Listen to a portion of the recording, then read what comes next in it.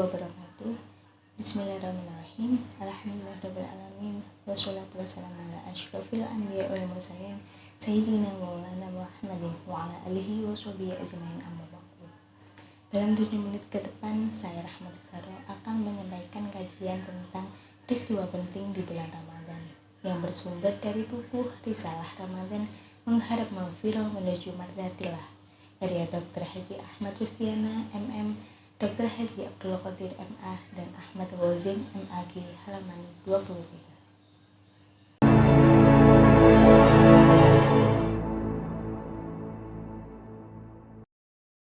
Sebentar lagi kita akan bersama-sama menyambut sebuah bulan yang sangat dinantikan, yaitu bulan suci Ramadan. Sudah menjadi hal yang maklum bahwa Ramadan adalah bulan yang mulia dan bulan yang penuh berkah. Bulannya orang berpuasa, bulannya orang beribadah. Di bulan Ramadan ini ada beberapa peristiwa yang menjadi tolak ukur dari kemenangan umat Islam di dalam sejarah.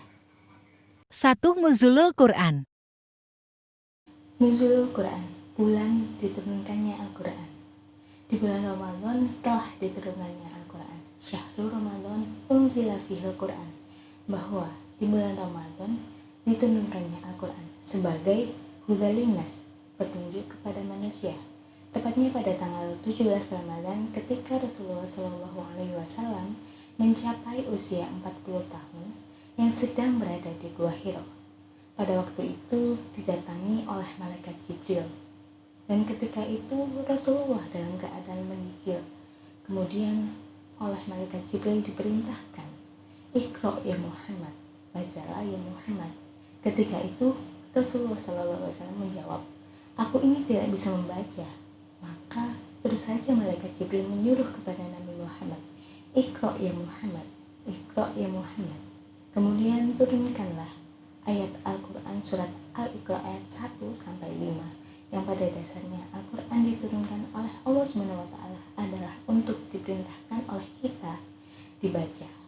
Karena membaca Al-Quran adalah gerbang daripada kita dalam mempelajarinya, dan kemudian kita bisa mengaplikasikan Al-Quran itu di dalam kehidupan kita sehari-hari. Maka oleh sebab itu, Ramadan adalah bulan di mana kita waktunya untuk memperbanyak Al-Quran, juga memahaminya. Oleh sebab itu, marilah di bulan Ramadan nanti kita tekadkan untuk dekat dengan Al-Quran. 2. Perang Badar. Perang Badar, peristiwa yang terjadi di bulan Ramadan pada tanggal 17 Ramadan tahun 2 Hijriah. Terjadi sebuah perang yang sangat menentukan kemenangan bagi umat Islam, yaitu Perang Badar. Perang Badar terjadi karena orang-orang kafir pada waktu itu sangat membenci umat Islam dan ingin menghancurkan umat Islam. Dan pada saat itu pasukan umat Islam hanya kurang lebih 300 pasukan, tepatnya 313 pasukan.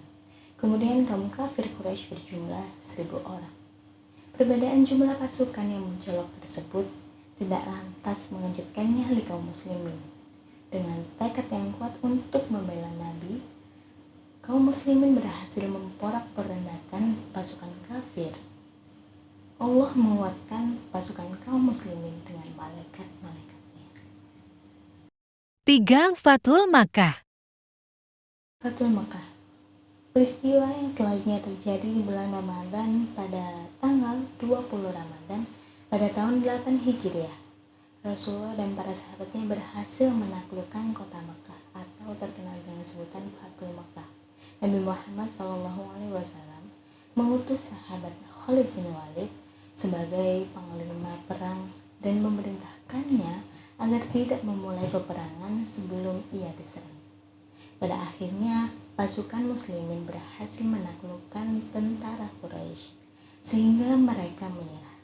Nabi memerintahkan untuk menghancurkan berhala-berhala di sekitar Ka'bah, dan Fathul Makkah adalah merupakan tanda dari berakhirnya tugas Rasulullah SAW dengan turunnya Al-Quran.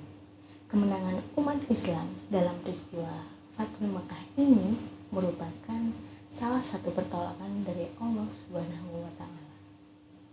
Maka jadikanlah kesempatan ini dengan sebaik mungkin, dan ketika kita melaksanakan Ramadan ataupun ibadah apapun, kita harus ada dalam prinsip bahwa itu adalah ibadah terakhir yang kita lakukan. Karena siapa yang menjamin tahun depan kita akan bertemu lagi dengan bulan Ramadan? Siapa yang akan menjamin tahun depan kita akan bertemu dengan bulan Ramadan ada di dalam keadaan sehat? Maka siapkanlah dari sekarang, siapkanlah diri kita untuk menyongsong bulan Ramadan, bulan yang disucikan ini. Di antaranya adalah yang disiapkan. Yang pertama, kita harus ikhlas dalam melaksanakannya. Barang siapa yang melaksanakan ibadah puasa di bulan Ramadan beserta rangkaian-rangkaian ibadah yang lainnya dengan keimanan, dengan keikhlasan, insya Allah Allah akan mengampuni dosa-dosa kita yang telah lalu. Yang kedua, dengan mutaba'ah, yaitu mengikuti sunnah-sunnah Rasulullah SAW. Walaupun hal yang kecil, di antaranya adalah ketika kita harus menyegerakan berbuka, kemudian kita juga harus sahur. Seperti kata Rasulullah, di dalam sahur itu ada keberkahan, maka kita harus melaksanakannya walaupun kalau kita lihat kecil sunnah tersebut.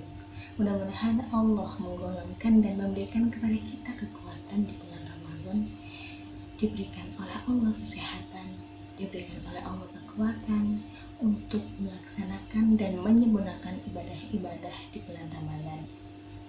Itu saja yang dapat saya sampaikan. Semoga dapat bermanfaat bagi kita semua. Wassalamualaikum warahmatullahi wabarakatuh.